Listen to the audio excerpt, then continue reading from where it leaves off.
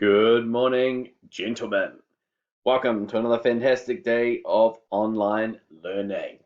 So well done for completing Unit 7 of the marketing area of the course. Today we're going to be moving into Unit 8, the marketing mix. Now the marketing mix, guys, can be referred to as the 4 P's of marketing.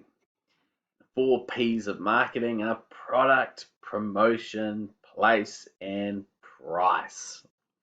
So in terms of our product, this is going to be developing a desirable product for the marketplace, meeting a need or want of consumers, and then deciding on the appropriate packaging for the product. Promotion, that involves finding out what sort of customers might buy the product, i.e. our target market, and working out how to get their attention so that they buy our product and not competitors. Then we've got place. Now, place involves not only where we're selling our product, whether that be online, whether that be in a physical store, such as a mall or a store on Broadway or Queen Street, or whether it be door-to-door sales, where you have a salesperson turn up to your home and looking to directly sell to you that way. Place also includes how does the product get to the selling point? So how does it move from the place of production into the consumer's hands? So the distribution channel is certainly a part of place that we'll be looking at here. Finally, we've got price. So how much should the business charge consumers for their product? And this is going to achieve sales and profit goals for the business, because it's obviously incredibly important to sell your product for more than it costs. Now, in terms of having looked at the economic topic already in this course, we know that price is worked out by market forces. Now, gentlemen, our first little activity of today is to complete task 7 on page 11 of the workbook. Now, this is just a quick one, so I'm sure that you're going to get through that in just a couple of minutes. Moving to consider a bit more about product. So product is anything that is capable of satisfying customer needs and wants. So we know that a product can be both a good or a service.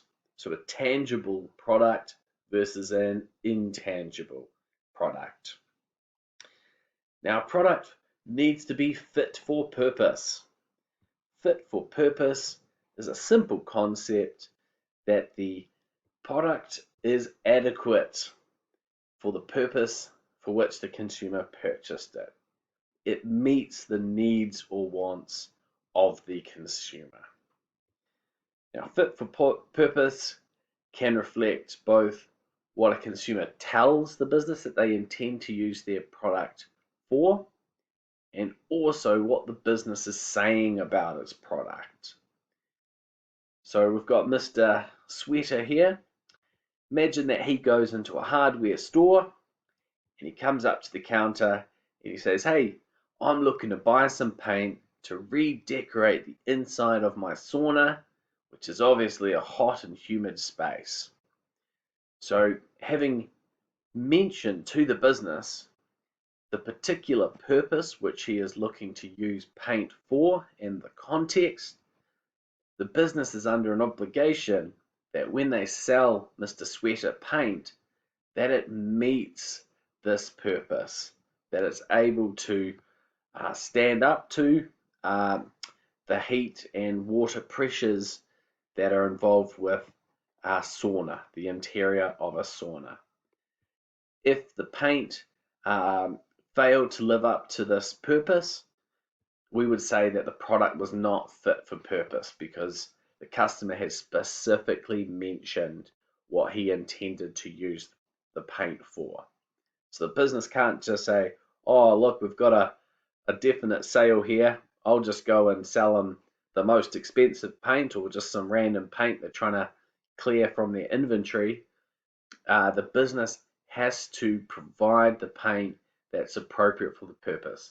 If the business didn't have any paint that was heat and water resistant, they should not sell the customer any of the paint.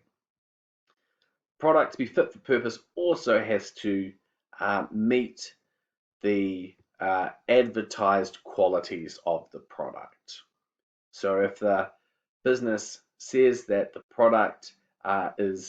paint is sun resistant, so it can stand up to the harshness of sunlight in New Zealand, and that paint did not, if we're talking about an exterior paint, then we would say that the paint is not fit for purpose.